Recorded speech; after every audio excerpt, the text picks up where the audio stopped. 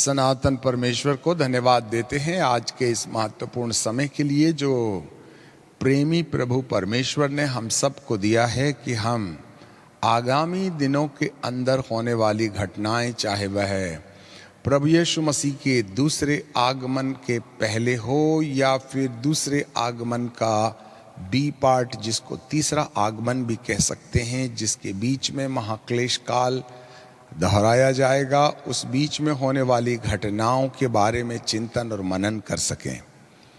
तो अब तक हम इन घटनाओं को जो प्रकाशित वाक्य के 6वें अध्याय में लिखी है और उसके अब तक 11वें पद तक हमने चिंतन कर बैठे थे, आज हम कुछ और आगे जाना चाहते हैं और इस समय हम आपके लिए 6वीं मोहर के खोले जाने का इतिहास जो 12वें पद से हमको देखने के लिए मिलता है, हम उस पर चिंतन करने जा रहे हैं। इससे पहले कि हम बाइबल के वचन को पढ़ें और उस पर चिंतन और मनन करें, हर एक श्रोता अपने परमेश्वर से प्रार्थना कर कहे, हे प्रभु, मेरे मन की आंखों को खोल, मुझे ज्ञान और प्रकाश की आत्मा दे और मुझे बता कि आपके दिल में क्या है। ये बातें मेरे दिमाग तक सीमित न रहें, वरन दिल की गहराई में उतर आए। इस बाबत हम परमेश्वर से पवित्र आत्मा की सहायता मांगे। सनातन काल के विराट परमेश्वर, हम आपको धन्यवाद देते हैं, आपकी आराधना, स्तुति और तारीफ करते हैं। पिता परमेश्वर, आपने जो विशेष अनुग्रह हमें दिया है आज की इस संध्या में, प्रभु जी, हम आपके दरबार में आते हैं, आपसे प्रार्थना करते हैं जो आकाश गंगा के ऊपर लगा हुआ है। ओ सनातन परमेश्वर, अपने मुख का तेजस्वी प्रकाश हमारे जीवन के अंदर में चमकाइएगा।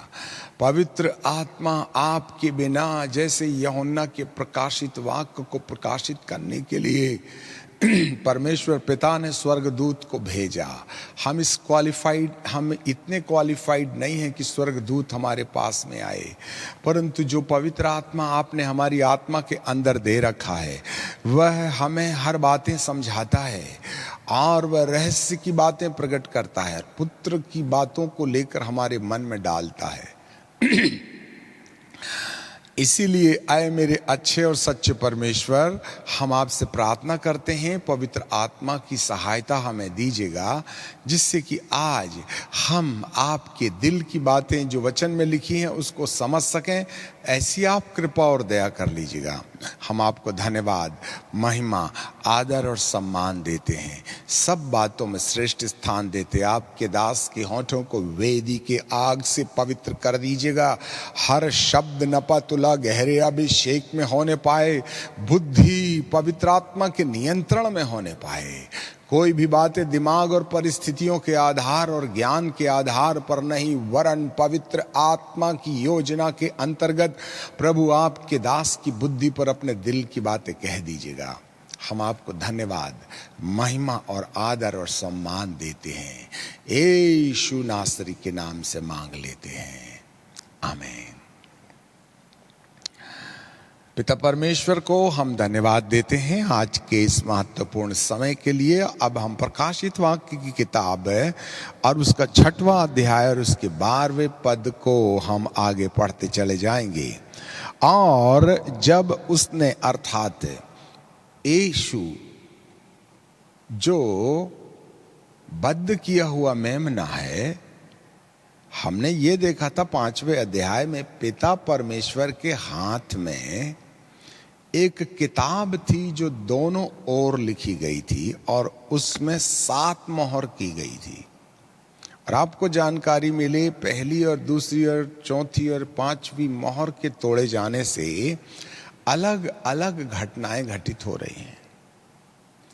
और अब 6वीं मोहर के खोले जाने का वक्त आ गया है, अर्थात पुत्र, अर्थात यीशुआ मसीहा, वह बद्ध किया हुआ मेमना ही इस किताब को लेने के योग्य ठहरा और उस किताब के ऊपर लगी मोहर के तोड़े जाने से जो जो घटनाएं यहाँ धरती पर घटित हो रही हैं, इससे प्रमाणित होता है कि किताब के लिखने वाले जो सिंहासन पर बैठा था, ये सारी घटनाएं उसकी बनी बनाई योजनाओं के अंतर्गत है, जिसे उसने दूसरे नंबर वाली किताब में लिख रखा था, जो दोनों ओर लिखी हुई है और उस पर मोहर की गई थी, परंतु खोलने के लायक और कोई दूसरा नहीं था, वरन इकलौता। इस कारण से स्वर्ग के अंदर तहलका.com शुरू हो गया। 24 प्राचीन अपने मुकुट सामने मेमने के सामने और परमेश्वर के सिंहासन के सामने डाल देते हैं। चारों प्राणी और करोड़ों स्वर्गदूत, स्वर्ग, पृथ्वी और पृथ्वी के ऊपर और समुंदर के नीचे जो भी है वह सब मेमने के सामने समर्पित हो जाते हैं। इससे ऐसे पता चलता है कि मेमना ही अर्थात यीशुआ मसीहा ही इन तमाम घटनाओं की चाबी है और अथॉरिटी और अधिकार है उसी मेमने के हाथ में है। इसलिए इसे किसी विशेष जाति, समुदाय, संप्रदाय का एक ईश्वर या नेता या धार्मिक अगुवा ना समझें, वरन विश्व के अंदर होने वाली सारी घटनाओं का संचालन मात्र इस नजराना यीशु के हाथ में है। मेरे प्रियो, वही है जो छठवीं मोहर खोल रहा है। और जब उसने छठवीं मोहर खोली तो मैंने देखा कि एक बड़ा भूडोल हुआ, भूकंप, बड़ा भूडोल। अब ये सब 7 साल के महाक्लेश काल के बीच वाली घटना है। अभी तक हमने 3.5 साल के काल को देख लिया, जो बड़ी शांति और बिना झगड़े झांसे के निपट गया। श्वेत घोड़ा वह जय करने के लिए निकला, परंतु दूसरी और तीसरी और चौथी और पांचवी मोहर के अंतर्गत, चौथी मोहर के अंतर्गत कहीं ना कहीं परमेश्वर की व्यवस्था के अनुसार अलग अलग परिस्थितियां हों, चाहे मेल के उठाए जाने के बाद में युद्ध की कल्पना हो, चाहे अकाल की, चाहे मरी की, और पांचवी मोहर में पवित्र लोगों के अलग किए जाने का। इसका मतलब है दूसरी और तीसरी और चौथी मोहर के दौरान भारी मात्रा में उन तमाम चुने हुए लोगों को संकेत मिल रहा है कि अब हमें यीशुआ मसीहा के पीछे चल पड़ना चाहिए। बाकी फिर जब 2 नबी एलियाह और मूसा, apostolic anointing in the prophetical anointing, जब वे आते हैं तब 1,44,000 यहूदियों के पवित्रता की दशा में वे आकाश गंगा पर उठाए जाते हैं। ये पहला 7 साल के महाक्लेश काल में ये पहला रेप्चरेशन है। इसके और बाकी शहीद लोग अभी भी वेदी के नीचे अपने प्राणों को शांति में, विश्राम में दे रहे हैं। अब इन तमाम 5 मोहरों के खोले जाने के वक्त परमेश्वर अपने चुने हुए अधिकांश लोगों को मान लो समेट चुका है। हमारी बात को ध्यान से सुनिएगा। अब तक 5वीं मोहर के खोले जाने के तक बहुत से चुने हुए लोगों को परमेश्वर अपने लिए इकट्ठा कर चुका है। पहले इंस्टॉलमेंट में तो 1,44,000 लोग ऊपर चले गए, और जो लोग पीछे सुसमाचार सुने थे यीशु के आगमन के पहले, वे भुला गए और पवित्र जीवन नहीं जिए। इस कारण से जो रह गए थे उनकी मेमोरी मोड में आए हुए गॉस्पल के द्वारा वे डिसीजन लेंगे जब बद्ध किए जाने की घटना घटेगी, अकाल की घटना घटेगी, और पीले घोड़े के द्वारा अलग अलग प्रकार की मृत्यु, चाहे वह प्राणियों के द्वारा हो, वन पशुओं के द्वारा हो, अकाल के द्वारा हो, उस समय वे चेत जाएंगे और मसीहा को स्वीकार करेंगे।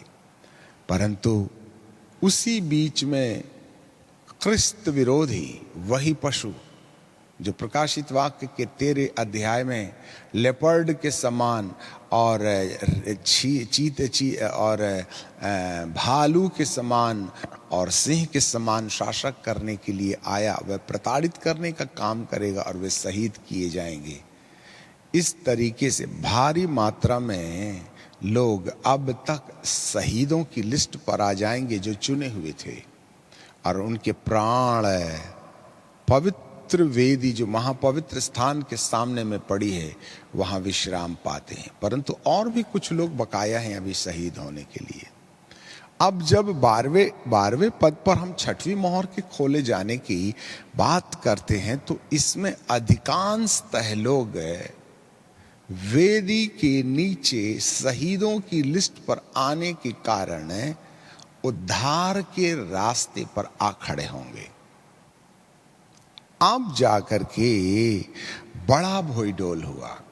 अब यहां पर यह घटना परमेश्वर की योजना के अंतर्गत ऐसा भयानक भूडोल जो धरती में अब तक नहीं हुआ था, भूकंप, यहां से यह घटना, इसका मतलब है अब परमेश्वर की जलजलाहट दिखाई दे रही है।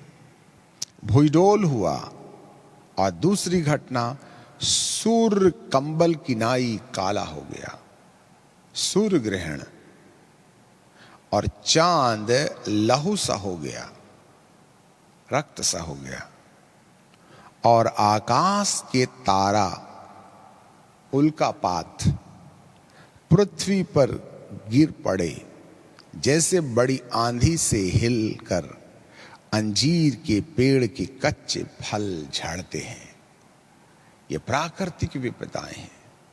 अब जरा देखिएगा, हो सकता है बीमारी आकस्मिक हो गई होगी, हो सकता है जानवर आ गए होंगे, हो सकता है पहली और घटनाएं, जैसे पहले भी अकाल आते रहा है वैसे ही सीक्वेंस में अकाल आ गया होगा। तो हम जो रहे ज्ञानी आदमी अलग अलग वैज्ञानिक तरीके से तोड़ ढूंढ ही लेते हैं जब परमेश्वर कोई घटना घटित करते हैं तो। परंतु अब जो घटनाएं घट रही हैं वहां पर वैज्ञानिकों के पास में कोई तोड़ नहीं होगा। आज तक धरती पर इतना बड़ा भूडोल नहीं हुआ, वो वाला भूडोल होगा। आप प्राकृतिक विपदाओं पर आप क्या कमेंट पास कीजिएगा? इससे ऐसे पता चलता है विपत्ति धीरे धीरे बढ़ती चली जा रही है। अब इस विपत्ति में रहने वाले कौन लोग होंगे? जब ये भूडोल होंगे, सूर्य कंबल का सा काला हो जाएगा और पूरा चांद लहू सा हो जाएगा, और आकाश से तारा पृथ्वी पर गिर पड़ेंगे, जैसे बड़ी आंधी के हिलने से अंजीर के पेड़ से कच्चे फल गिर जाते हैं। जरा देखिएगा। और आकाश सरक गया। वैज्ञानिकों को अब नहीं आएगा समझ में। आपको जितना गणित लगाना है लगाते रहिएगा। आपके गणित की पकड़ से करोड़ों मील दूर है आकाश के सरकने की कहानी। आपको मानना ही पड़ेगा कि आकाश गंगा के ऊपर कोई तो है जिसके बारे में हमें अभी तक जानकारी नहीं मिली। आकाश ऐसे सरक गया जैसे पत्र लपेटने से सरक जाता है। हर एक पहाड़ और टापू अपने स्थान से टल गए। हिमालय यहां था तो अमेरिका पहुंच गया। अब कौन सा विज्ञान लगाइएगा? हाँ, अपने अपने स्थान से टल गया। और पृथ्वी की राजा, अब यहां पर कारण सामने आता है। और पृथ्वी के राजा, आम लोगों का तो हिसाब और चुकारा हो ही चुका है, अब राजाओं का नंबर है। और पृथ्वी के राजा और प्रधान है और सरदार है और धनवान है और सामर्थी लोग है। ये तो फ्रंट लाइन की टीम है जो दुनिया को जेब में रखने की बात कर रहे हैं, जिनके घर तक अभी तक कोरोना वायरस नहीं पहुंचा है। आया भी था तो घंटी बजा के भगा दिया उन्होंने। रईस लोग हैं ना, पैसे वाले हैं ना, ताकतवर है ना, शासक है ना, दुनिया उनके जेब में है ना। कोई बात नहीं, अभी तो मस्ती कर लो। परंतु जब 6वीं मोहर टूटेगी ना, तब समस्या बढ़ जाएगी। यहाँ स्पष्ट रीति से कई बार हम वही कहते हैं, हे प्रभु, सारा अत्याचार आज की तारीख में गरीबों के ऊपर में हो रहा है। गरीब निरंतर गरीब हो रहा है और धनी निरंतर धनी होते चला जा रहा है। जो कुचला जा रहा है वह लगातार कुचलता चला जा रहा है। जो अत्याचार सह रहा है उसके ऊपर लगातार अत्याचार हो रहा है, और जो अत्याचार कर रहा है वह बड़ी हिमाकत के साथ में अत्याचार करते चला जा रहा है। हम कहते हैं, हे परमेश्वर तेरा न्याय कहाँ गया? कि आज की हालात में संपूर्ण धरती के अंदर में अलग अलग राज्यों में राज्य करने वाले धनी और संपन्नशाली और ज्ञानी और शक्तिशाली और ताकतवर लोग सारी धरती के ऊपर आतंक नहीं मचा रहे हैं क्या? क्या आपकी आंखों में, संसार की आंखों में ये सब कुछ दिखाई नहीं दे रहा है क्या? पर आपने कर क्या लिया? और हम कर कुछ भी नहीं सकते। तब ऐसा लगता है कि खुदा अनजस्टिस कर रहा है क्या? हम सह रहे हैं, सामने वाला दबाव देते चला जा रहा है। चाहे कोरिया के तानाशाह शासक हों, चाहे चाइना के प्रधानमंत्री हों, चाहे भारत के हों, चाहे आप अमेरिका में चले जाएं, चाहे आप तमाम यूएई में चले जाएं, हर जगह तो तानाशाही चल रही है ना। अत्याचार और नुकसान तो केवल गरीबों का ना हो रहा है। ऐसे ही 7 साल के महाक्लेश काल के अंतर्गत धरती पर गरीबों पर और कमजोरों पर पहले परमेश्वर प्रताड़ना देकर उन्हें सावधान कर लेगा, और किसी न किसी तरीके से विपत्तियों के द्वारा उन्हें कहीं न कहीं यीशुआ है मसीहा के परिचय में ले आएगा, जिससे कि अनंत काल के लिए उनके जीवन का चुनाव हो जावे। आज तमाम विश्व के गरीबों के ऊपर में होने वाले अत्याचार के कारण मैं आपको शुभ संदेश देना चाहता हूँ। ये प्रभु की महान योजना आपके ऊपर इसलिए है कि समस्याओं के सानिध्य आप अपने परमेश्वर की खोज में लगे रहें, जिससे कि अनंत काल वाले जीवन में तुम्हारा हमारा चुनाव हो जाए। इन धनियों को छोड़ दीजिएगा, इन राजाओं को छोड़ दीजिएगा, इन प्रधानों को छोड़ दीजिएगा जो गरीबों पर अत्याचार कर रहे हैं, परंतु एक दिन परमेश्वर उनके लिए भी एक ऐसा रास्ता तैयार किया है। वह उन्हें एक साथ छुट्टी नहीं देगा, वरन उनका हिसाब पूरी तरीके से चुकाएगा।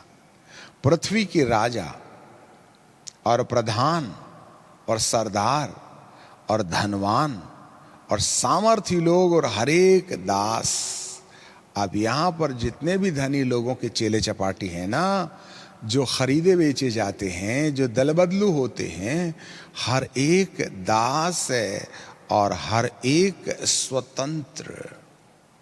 अब ये कौन स्वतंत्र लोग हैं? पहाड़ों की खोह में, अभी तो महलों में रह रहे थे, पहाड़ों की खोह में और चट्टानों में जा छुपेंगे और पहाड़ों और चट्टानों से कहेंगे कि हम पर गिर पड़ो। अब ये खुद मरना चाहते हैं, परंतु मौत आएगी नहीं, क्योंकि तुमने बहुतों को सताया। क्या एक ही इंस्टॉलमेंट में जाना चाहते हो क्या? इसलिए मेरा प्रभु एक ही झटके में इनकी छुट्टी नहीं करेगा, क्योंकि उन्होंने जो दानवीय अत्याचार मानव के ऊपर में किया है, उसका तो हिसाब थोड़ा थोड़ा करके देना पड़ेगा ना। इसलिए वे खोहों में जाएंगे, पहाड़ों में जाएंगे और गिर पड़ेंगे और कहेंगे कि हे चट्टानों, हे खोहो, हम पर गिर पड़ो और हमें उसके मुख से जो सिंहासन पर बैठा है। वाह! इसका मतलब घटना पिता और पुत्र की कंट्रोल की बात है। अभी तो उसका अपमान कर लीजिए आप, अभी तो उसके लोगों को सता लीजिए आप, परंतु एक दिन जब न्याय सिंहासन पर तमाम सुप्रीम लोगों के ऊपर अपनी जलजलाहट दिखाएगा, तब वे उससे डर करके भाग जाएंगे और सिंहासन पर बैठे हुए से बचने का प्रयास करेंगे और मेमने के प्रकोप से, मेमने के प्रकोप से छुपा लें, क्योंकि उनके प्रकोप का भयानक दिन आप पहुंचा है। आप कौन ठहर सकता है? Our God is a God of justice. वह हर वक्त न्यायी परमेश्वर है। भले ही वह अलग अलग तरीके से अलग अलग लोगों का न्याय करता है।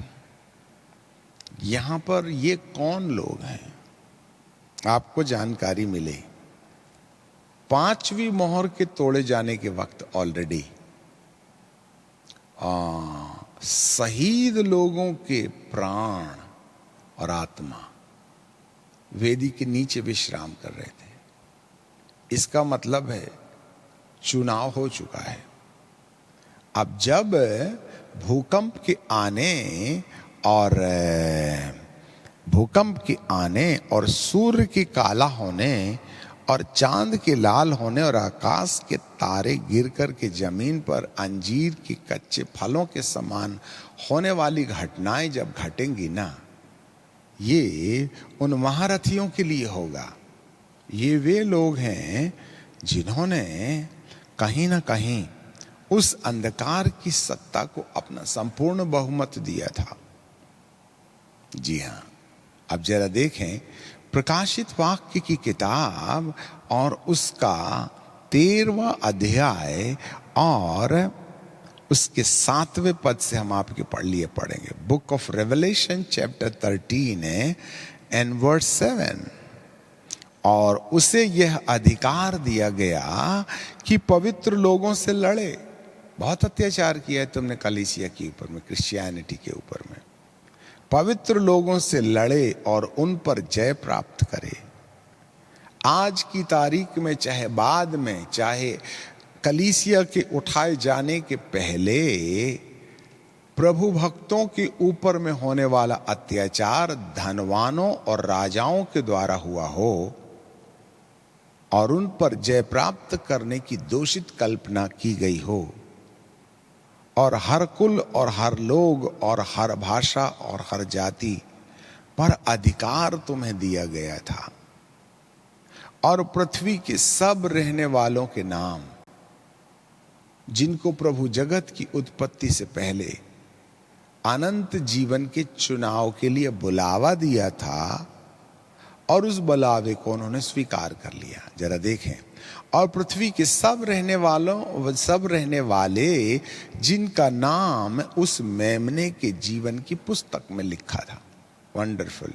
नजराना यीशु का भक्ति करने वाले, उसने किताब बना रखी थी, और उस किताब में हर एक का किसी न किसी प्रकार से उद्धार होना चाहिए बोल करके उनके नाम उस किताब में लिख रखे थे। और किताब में लिख रखे रहने के कारण, अब यहाँ पर थोड़ा और आगे पढ़ लें तो साफ हो जाएगा। और पुस्तक में, और मेमने के जीवन की पुस्तक में लिखे नहीं गए, मतलब है वो लोग जिनके नाम लिखे नहीं गए हैं, और कुछ लोग हैं जिनके नाम लिखे गए हैं, जो जगत की उत्पत्ति के समय के पहले से घात किया गया है, before the foundation of the earth. जी हाँ, और जगत की उत्पत्ति से पहले घात किया हुआ था, उस पशु की पूजा करेंगे, उस पशु की पूजा करेंगे। जी हाँ, यही है उस पशु की पूजा करने वाले लोग। वंडरफुल। यहां पर बाइबल का परमेश्वर कहता है यही है वे पशु, द एबॉमिनेशन। और जब घृणित वस्तु को तुम उस पवित्र स्थान पर खड़ा हुआ देखो तो मान लेना कि जगत का अंत निकट आ गया है। जिनका जिनका नाम जगत की उत्पत्ति से पहले बद्ध किए गए मेमने के किताब में लिखा नहीं गया है, वे ही लोग होंगे जो पशु की पूजा करेंगे। अब ये पशु की पूजा करने का मतलब क्या है, आपको जानकारी मिले। पशु की पूजा का मतलब होता है अपने मन को किसी विशेष व्यक्ति, वस्तु और स्थिति के प्रति समर्पित करने से उसे अपने और अपनी परिस्थितियों के से ज्यादा बढ़कर महत्व देना। हमारी सटीक भाषा को ध्यान से सुनिए। मन को किसी व्यक्ति, किसी वस्तु और किसी स्थिति के प्रति समर्पित करने वाला भाव अन्य और परिस्थितियों से ज्यादा हो जाए, उसे पूजा कहते हैं। पूजा का मतलब ये नहीं होता कि प्लेट में कुक्कू हल्दी ले लें और मोमबत्ती अगरबत्ती और थोड़ा ऐसा दायां बायां हिलाएं। पूजा का मतलब होता है मन का समर्पण। सब बातों में कोई व्यक्ति, कोई वस्तु, कोई स्थिति श्रेष्ठ स्थान ले ले, दैट इज कॉल्ड वर्शिप, पूजा।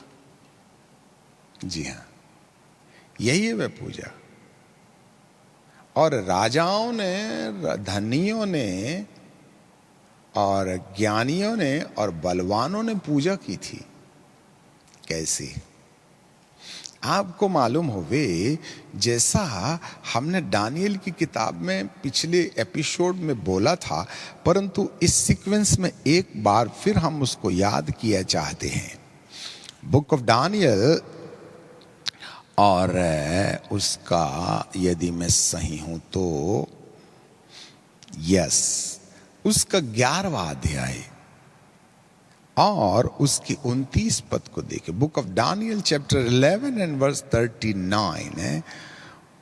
उस वीराने देवता के सहारे वह अति दृढ़ गढ़ से लड़ेगा। ख्रिस्त विरोधी, वन वर्ल्ड प्रेसिडेंट,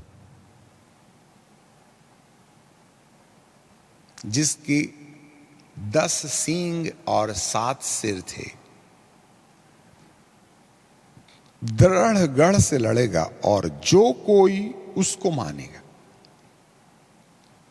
जो कोई सुप्रीम अथॉरिटी के प्रति अपनी भावना को समर्पित करेगा, वह है सुप्रीम। वो वन वर्ल्ड गवर्नमेंट का प्रेसिडेंट, जो अंधकार की सत्ता के द्वारा निर्धारित किया जाएगा। यही है आधा मानव आधा दानव।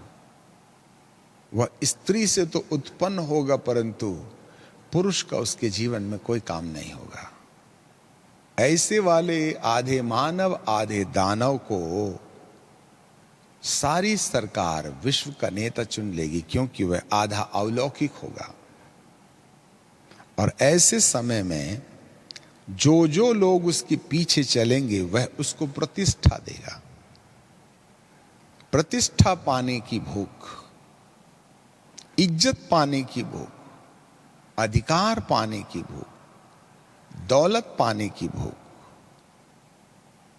मान और मर्यादा पाने की भूख, सुख और सुविधाएं पाने की तमन्ना, यही तमन्ना प्रतिष्ठा है। उस प्रतिष्ठा के कारण उन्हें और कुछ नहीं करना पड़ेगा, वरन वे उसको मान लेंगे। वीराने देवता के सहारे वे अति दृढ़ गढ़ से लड़ेगा और जो कोई उसको माने, अर्थात उस सुप्रीम को के प्रति अपनी भाव को समर्पित करे, उसके पास जाके लड़े आए। जैसे जब कभी भी कोई कुत्ता भूखा हो जाता है ना, तो लार टपकाते हुए, पूंछ हिलाते हुए वह रोटी देने वाले के करीब आ जाता है। कुछ इसी तरीके से अधिकार पाना, दौलत पाना, मान मर्यादा पाना, इज्जत पाना, शक्ति दौलत पाना, शोहरत पाने वाली तमन्ना उस सुप्रीम के प्रति जिन जिन लोगों के अंदर में समाहित होगी, वो ही उसको प्रतिष्ठा, उन्हीं को वो प्रतिष्ठा देगा। ऐसे लोगों को वह बहुतों के ऊपर प्रभुता देगा। यही है वो धनी। ये ऐसे नहीं बन गए धनी, ये राजा ऐसे नहीं बन गए। उसी सुप्रीम के पीछे जो शैतानियत से आता था। इसलिए प्रकाशित वाक्य की किताब कहती है कि पृथ्वी के राजा, पृथ्वी के प्रधान, सरदार, धनवान, सामर्थ्य, ये अपने आप से थोड़ी हो गए। ये तो उस वीराने देवता के सहारे अपना शासन स्थापित करने के कारण जो लोग उसके प्रति समर्पित होंगे। जी हां, आज धन के पीछे राजनीति में क्या चल रहा है? दल बदलू नेता, पैसे के पीछे बिक रहे हैं।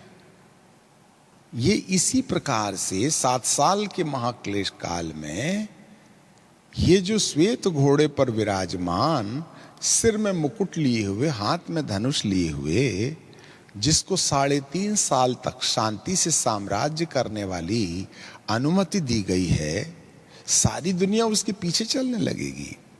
क्योंकि इसी प्रकाशित वाक्य के 13वें अध्याय में बाइबल कहती है, प्रकाशित वाक्य की किताब और उसका 13वां अध्याय,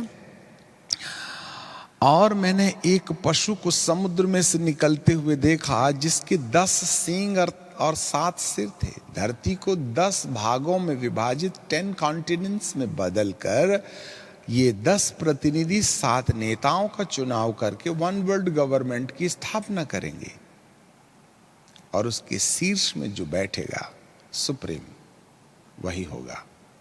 और दूसरे पद में लिखा, जो पशु मैंने देखा वह चीते की नाई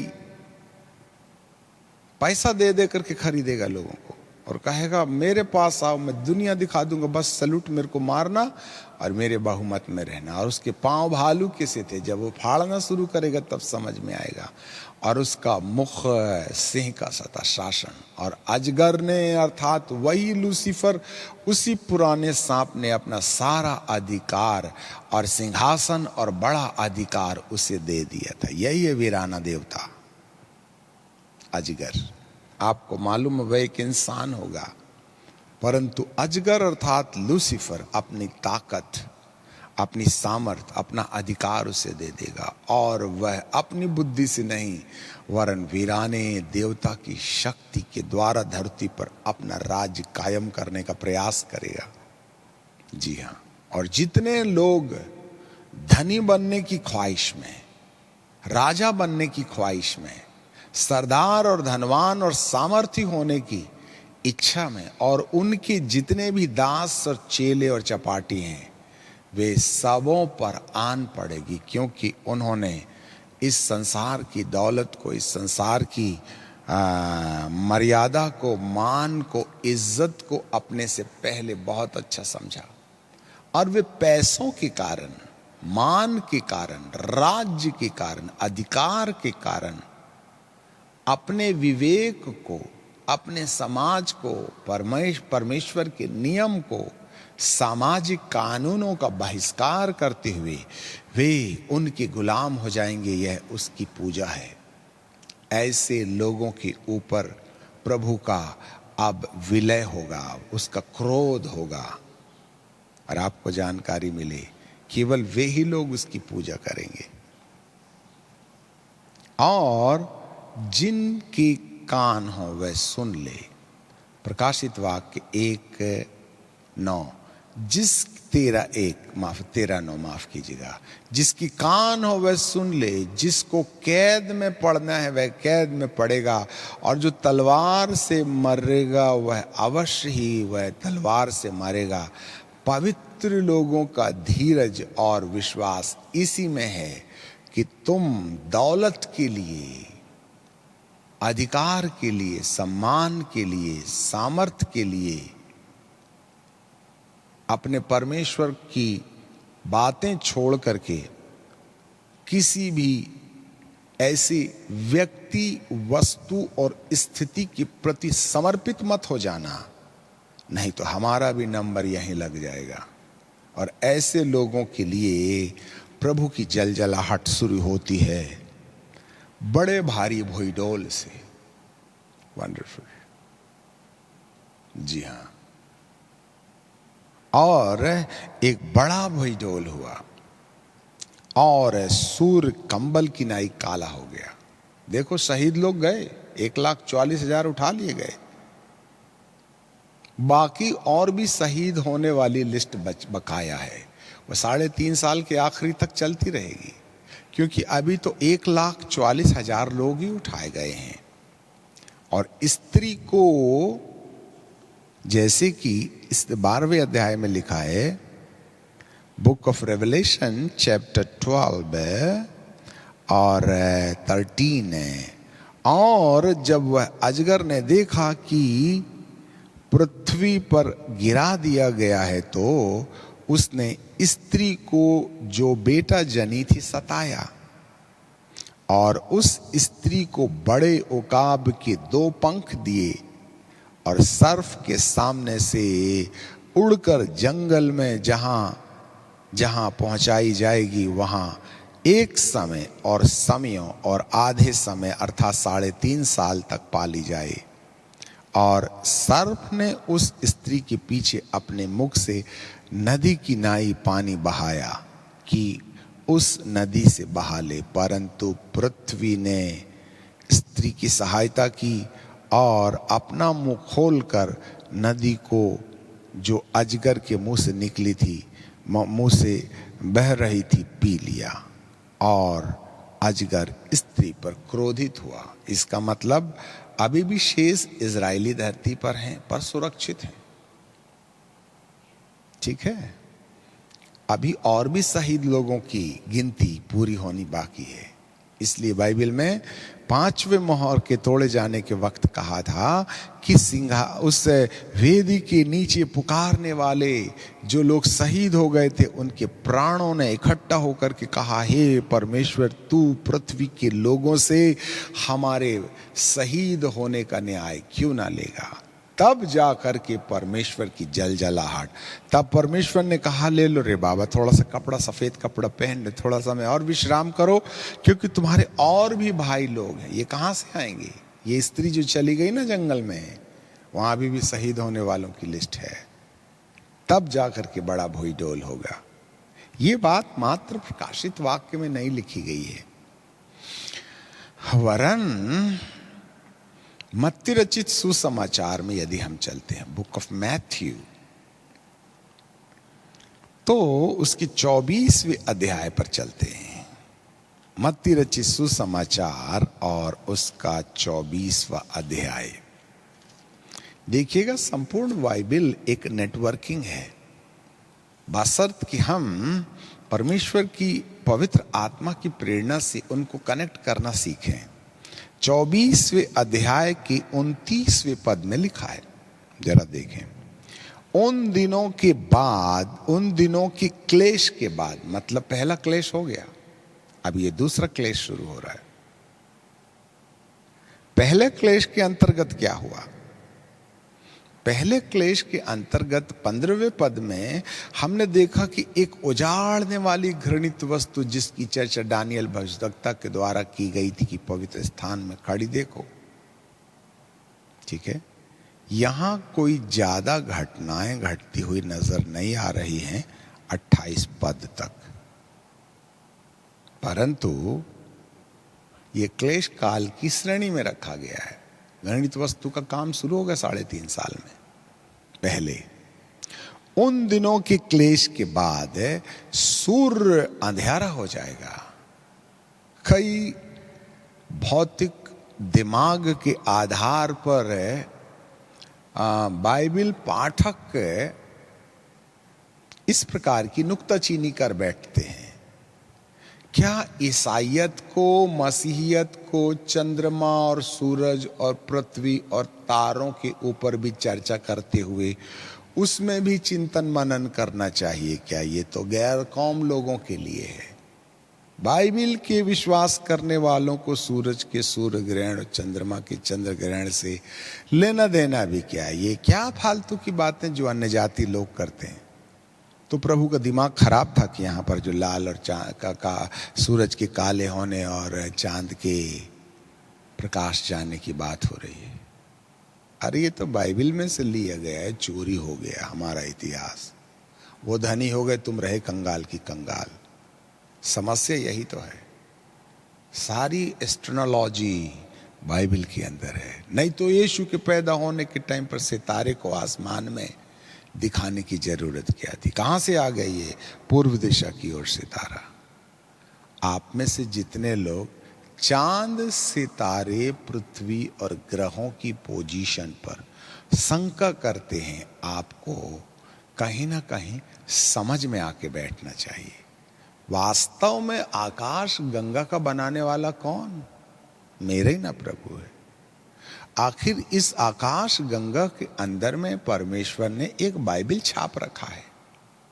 हर घटना के पहले आकाश गंगा के अंदर होने वाली चांद सितारे और ग्रहों के बीच की उथल पुथल जो है बाइबिल की सच्चाई को प्रमाणित करती है। वो तो आज हम खगोल शास्त्री नहीं हुए, नहीं तो आकाश में हम बाइबिल पढ़ लेते।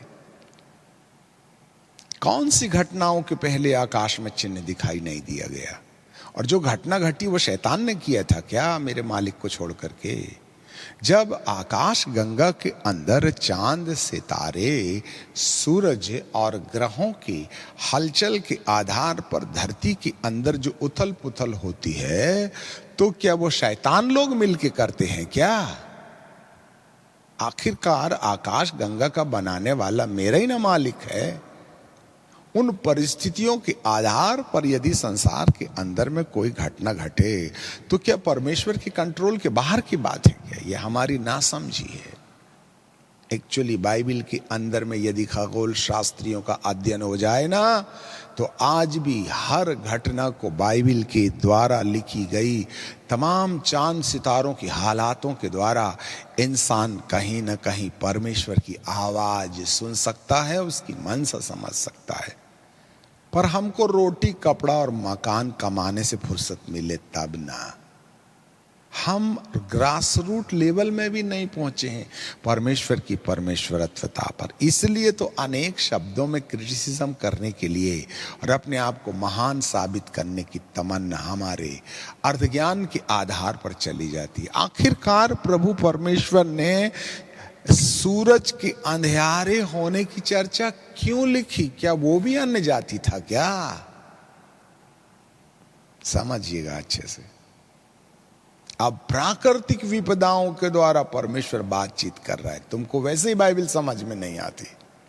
इसलिए आकाश गंगा की उथल पुथल से, क्योंकि जो भी घटनाएं घटी, आज हजारों वैज्ञानिक लोगों ने मूसा के द्वारा घटने वाली घटनाओं के कई वैज्ञानिक कारण बना दिए और झुटला दिए कि बाइबल में ऐसा कुछ नहीं है, ये सब आकस्मिक हो गया।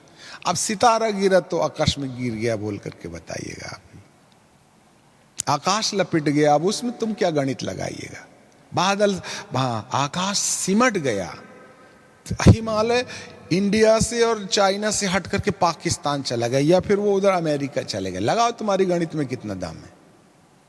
इसलिए इंसान वैज्ञानिकों की समझ को और ज्ञानियों की समझ को तोड़ देना चाहता है, और उसके लिए प्रभु जी ने भूकंप, सूरज का काला होना, चांद का लाल होना, आकाश से सितारों का गिर जाना और धरती के अंदर होने वाली प्राकृतिक विपदाओं के द्वारा अपनी महानता को प्रकट कर रहे।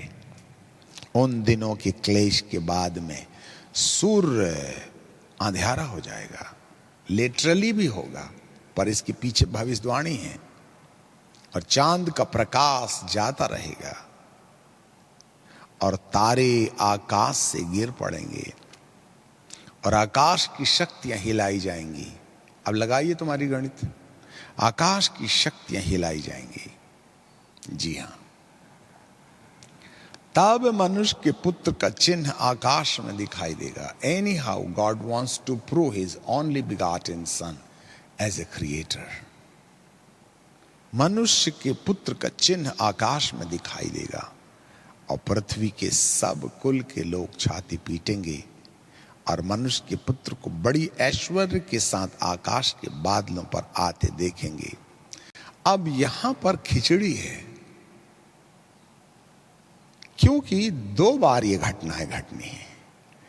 यीशु के आगमन के पहले भी इस प्रकार की घटना घटेगी और यीशु के आगमन के बाद, दूसरे आगमन के बाद 7 साल के महाक्लेश काल में भी ये घटना घटेगी। इसलिए पवित्र आत्मा की हमें बहुत जरूरत है कि कौन सी वाली घटना कब घटेगी उसका स्पष्टीकरण देखा जाए। एक बात याद रखिएगा, आकाश के बादलों पर आते हुए तुम देखोगे। अभी एक बड़ा प्रश्न थियोलॉजिकल टर्म में खड़ा होता है और वो ये, और बहुत से लोग इसमें भ्रमित हैं। बात आ गई, 2 लाइन में बोल देते हैं। रेप्चरेशन, कलीसिया का उठाया जाना। और जब कलीसिया उठा ली जाएगी, इसको मात्र रेप्चरेशन की परिभाषा दी जाती है। एंड देन रेप्चरेशन के बाद में 7 साल का महाक्लेश काल होगा, और 7 साल के महाक्लेश काल के आखिरी में यीशु का दोबारा आगमन होगा। तो रेप्चरेशन किसने किया? इसको हम एक स्पेशल एपिसोड में आपके सामने रख देंगे, क्योंकि अभी हमें अपने विषय पर चले जाना है। भाई, जब रेप्चरेशन हुआ तो भूत ने ले गया क्या, कि स्वर्गदूत ने ले गया? मेरा यीशु नहीं आया है, बादलों में ना आया है।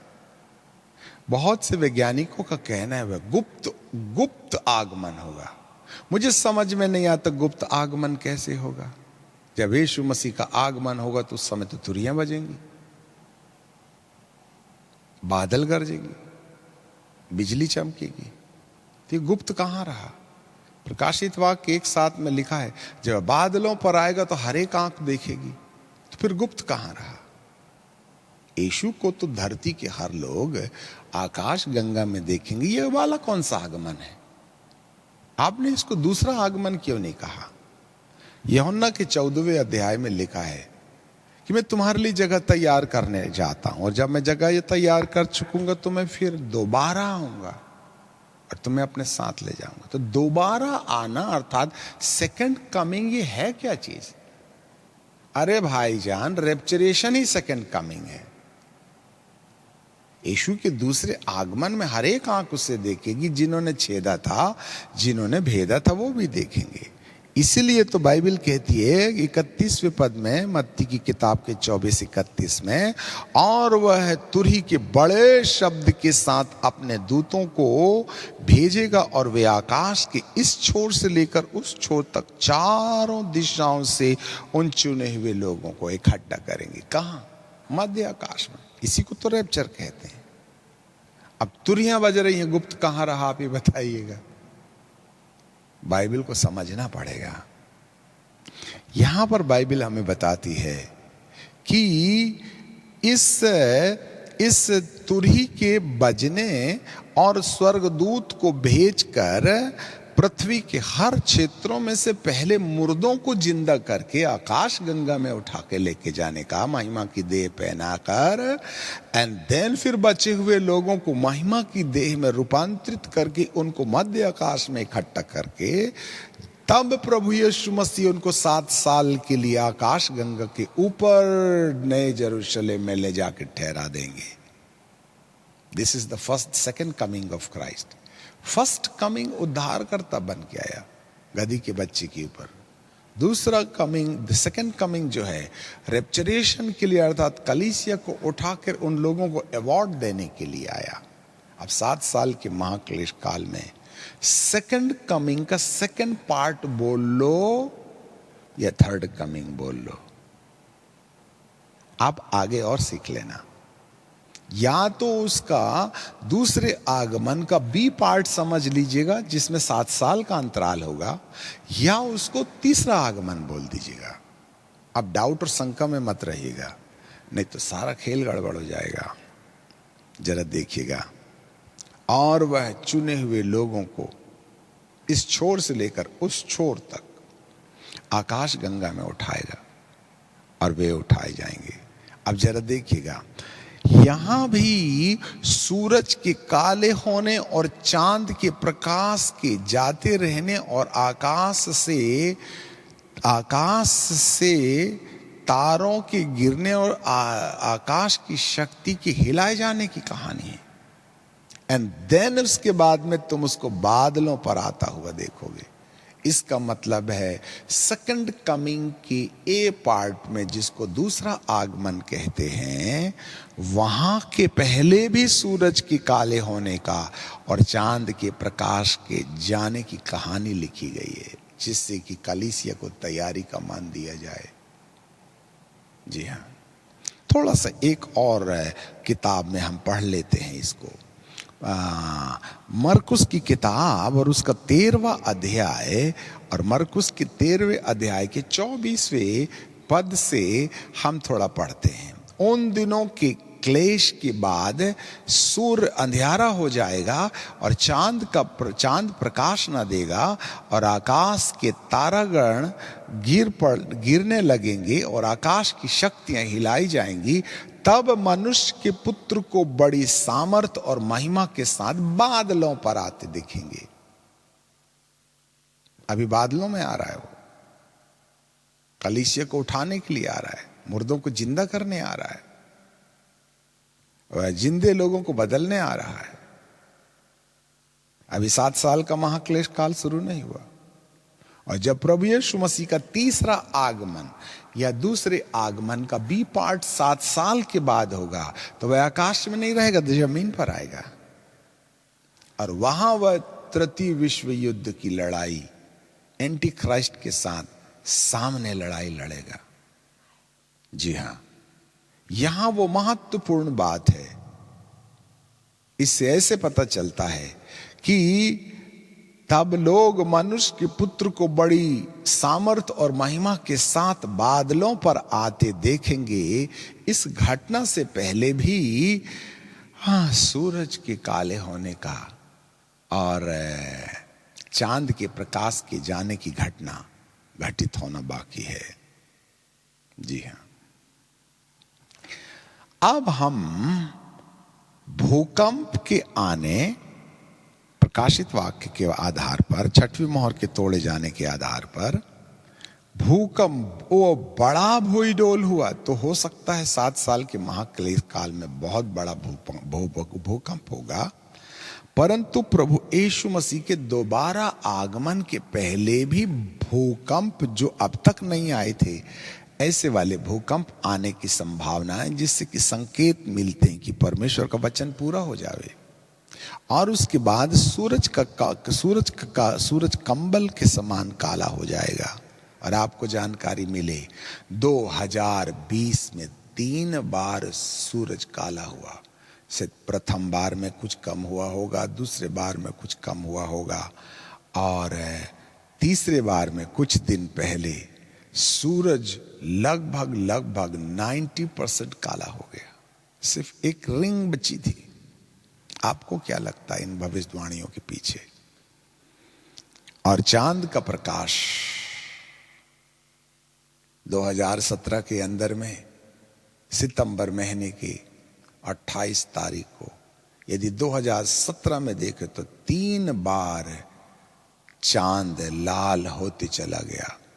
और 28 सितंबर 2017 को इतनी व्यापक रीति से पवित्र नगर यरूशलेम के ऊपर चांद के लाल होने की घटना दिखाई दी। और उसके बाद में धरती पर जो त्रासदी देखी गई है, चाहे आग लगने की हो, चाहे भूकंप की हो, चाहे डिमोनेटाइजेशन की हो, चाहे युद्ध की हो, चाहे गरीबी की हो, चाहे अकाल की हो, हर देश में कहीं ना कहीं संपत्ति की ऊपर आन पड़ी हुई है। चलिए सर, तो इससे ऐसे पता चलता है छठवीं मोहर के तोड़े जाने के समय, अब छठवीं मोहर महाक्लेश काल में भी तोड़ी जाएगी और छठवीं मोहर यीशु मसीह के आगमन के पहले भी तोड़ी जाएगी। अब हम बार बार हर एपिसोड में ये कह रहे हैं कि 7 साल के महाक्लेश काल में होने वाली सारी घटनाओं के ओरिजिनल पेपर में से जेरॉक्स बनाइए और यीशु मसीह के आगमन के 7 साल पहले से इस घटना को रख दीजिएगा। तो जो कुछ 7 साल के महाक्लेश काल में हो रहा है, वही यीशु मसीह के आगमन के 7 साल पहले से घटनाएं घटने लगेंगी, जिससे कि उनके लिए तो वह चोर के समान आएगा, परंतु बाइबिल के वैज्ञानिकों के लिए वह चोर के समान नहीं आएगा, बता जता करके आएगा। जिससे कि हमें आभास होने लगे कि अब हमें कितनी संगीनता और रंगीनता के साथ में प्रभु यीशु मसीह के आगमन की तैयारी करनी चाहिए। 2020 के अंदर में धरती पर होने वाली तमाम अटकलों को देखते चले जाइएगा। तो जो कुछ भी प्रकाशित वाक्य के 7 साल के महाक्लेश काल में दिखाई दे रहे हैं, आज हर एक देश के शासक अपने आप में तानाशाह शासक बन बैठे हैं। वे अत्याचार कर रहे हैं गरीबों पर, अपनी मनमानी कर रहे हैं। क्या श्वेत घोड़े का लक्षण दिखाई नहीं देता है? आज जो धनी है वो लगातार धनी हो रहा है, और जो गरीब है निरंतर गरीब हो जा रहा है। आज आपका ही पैसा है जो आप अपने तरीके से नहीं निकाल सकते हैं। और कोरोना वायरस ने तो संपूर्ण धरती को गरीब बना के रख दिया, परंतु करोड़पतियों को क्या फर्क पड़ा? वो तो एज इट इज है। पर बाइबल का परमेश्वर इस बात के बारे में साफ रीति से कहता है, यदि सूरज के काले होने की घटना और चांद के लाल होने की घटना और आकाश से तारा गिरने की घटना, और आपको मालूम होवे 2020 में बार बार तारों के ऊपर वैज्ञानिकों की नजर लगी, और बीते दिनों में तो टीवीज में यह भी आने लगा था कि फलाना तारा पृथ्वी के किनारे से गुजरेगा, मान लो गिर गया है तो हमारी तबाही सुनिश्चित है। और एक बार तो तारा आके गुजर गया, हमारी आंख में भी दिखाई नहीं दिया। वैज्ञानिक भी फेल हो गए। वो तो जब धुआं छोड़ के पृथ्वी के पास से चला गया तब जाकर के पता चला कि एक उल्का हमारे करीब से, इतने करीब से गुजर गई, हमारी आंखों में भी पकड़ नहीं आया, हमारे कैमरे भी पकड़ नहीं पाए। ये तो झटका है, झटका। अभी तो किनारे से जा रही है, गिरने का काम शुरू नहीं हुआ है। आकाश की शक्तियां हिलाई जाएंगी।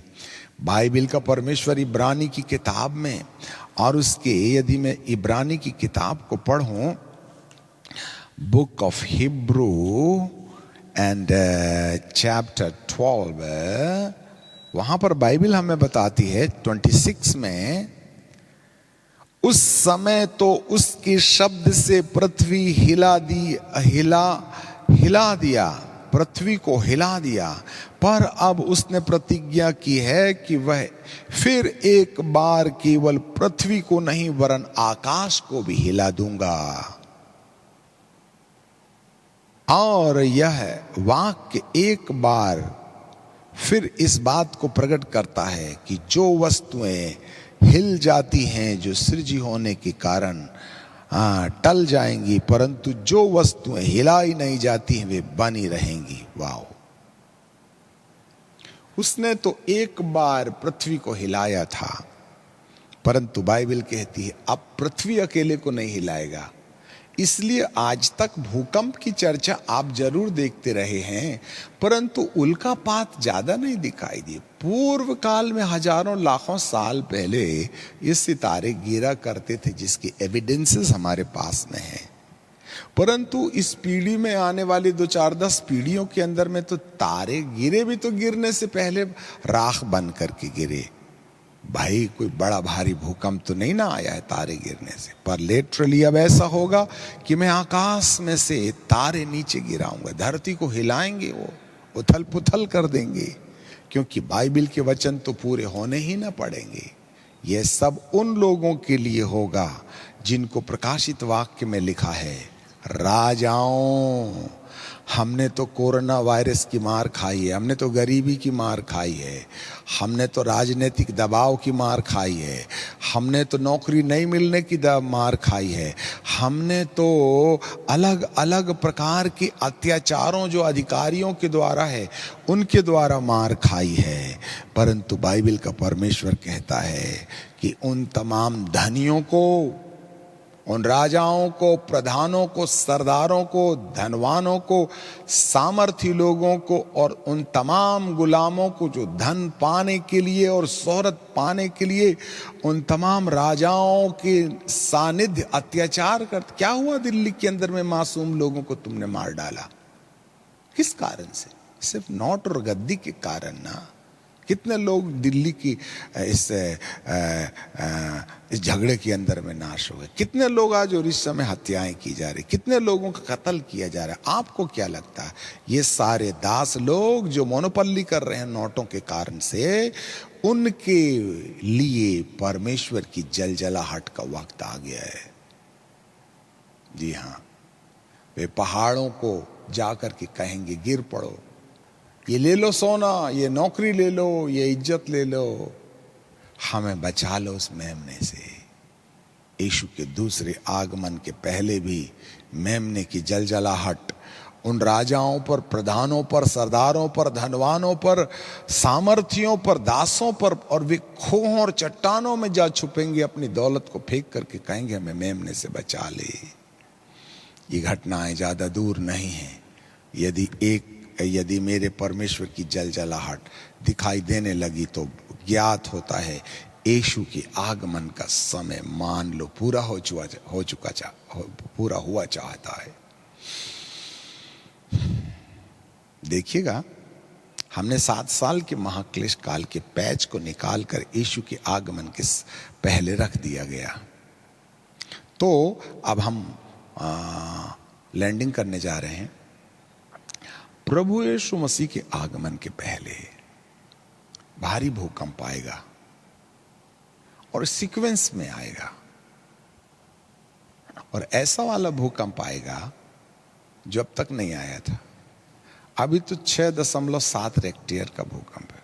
8.2 रेक्टियर के भूकंप से शुरुआत होगी, आगे कहां तक जाएगा बात की बात है। 2007 में पवित्र आत्मा ने केरल के एलाइट होटल अक्टूबर महीना की 27 तारीख को साफ रीति से दर्शन दिया था कि मैं भारत के ऊपर में भारी डिजास्टर लेके आऊंगा, और कई भविष्यवाणी के वचन पूरे होते नजर आए। अभी भूकंप की चर्चा बकाया है, सुनामी की चर्चा बकाया है। इससे ऐसे पता चलता है परमेश्वर के वचन में देर हो सकती है, परंतु उसके पूरे होने का वक्त चला आता है, जिससे कि वचन के पूरे होने के द्वारा हम परमेश्वर को महिमा देना शुरू करें। मेरे प्रियो, ये समय है, और इस साल फिर सूरज काला हो गया, और एक नहीं 3 बार हुआ। ये अच्छे संकेत नहीं है। तमाम कलीसियाओं को अब जाग उठना चाहिए। जैसे कभी ट्रेन आ जाए तो हम अपना बैग थैला लेकर के कांधे पर लटका करके बस अपने डब्बे पर चढ़ने का इंतजार करते हैं। ऐ अजीज, तू अपना मन यहाँ न लगा, न रहा है कोई, न रहेगा कोई। शायद जिस संसार के ऊपर चित लगाने से कहीं बेहतर हम अपने परमेश्वर की ओर चित लगाएं। शादी हो गई तो ठीक नहीं, चिंता ज्यादा मत करो। बच्चे हो गए तो ठीक, टेंशन मत लो आप। हाय उन पर जो दूध पिलाती होंगी या गर्भवती होंगी, कहीं ऐसा ना हो कि उन्हें जाड़े के दिन भागना पड़े। मेरे प्रियो, टाइम इज ओवर, समय खत्म हुआ। मेरा परमेश्वर तमाम मसीह समुदाय और तमाम अन्य जातियों की आंखें खोल दे, जिससे कि हम प्रभु यीशु मसीह के आगमन से पहले, आगमन के बाद वाली घटनाओं की झलकियां यदि देखने लगें तो मान के रखिएगा कि प्रभु के आगमन की अब लगभग तैयारियां पूरी हो चुकी हैं। परमेश्वर आपके साथ बना रहे। आइए हम दुआ मांगें। सनातन सनातन काल के विराट परमेश्वर, हम आपको धन्यवाद देते हैं। प्रभु, 6वीं मोहर अभी भी हमें दिखाई दे रही है।